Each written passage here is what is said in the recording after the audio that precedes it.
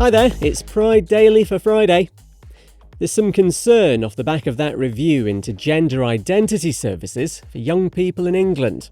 Have a listen back to yesterday, the bit on the Cass report if you're not up to speed. This is being criticised for how its recommendations have been reached, with claims it was selective in the evidence it relied on. Advocates reckon access to healthcare for trans young people will be made harder and fear all this is just going to feed into the culture wars.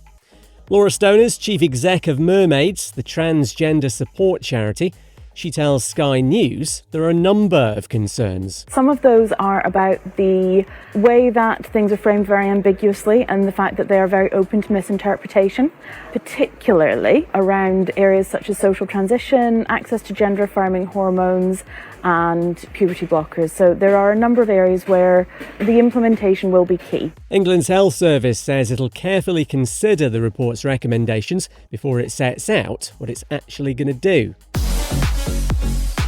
It's the annual Day of Silence in the US, raising awareness about the effects of bullying and harassment on LGBTQ+ students.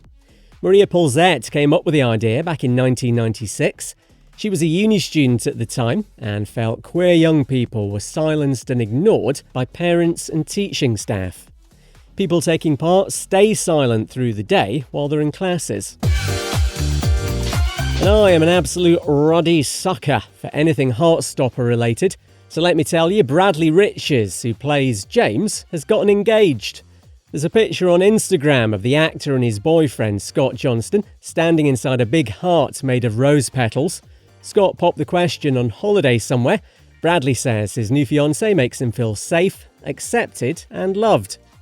I'm actually getting married to my boyfriend soon, unless Nick Jonas finally comes to his senses. I'm Kev McGrath. See you Monday.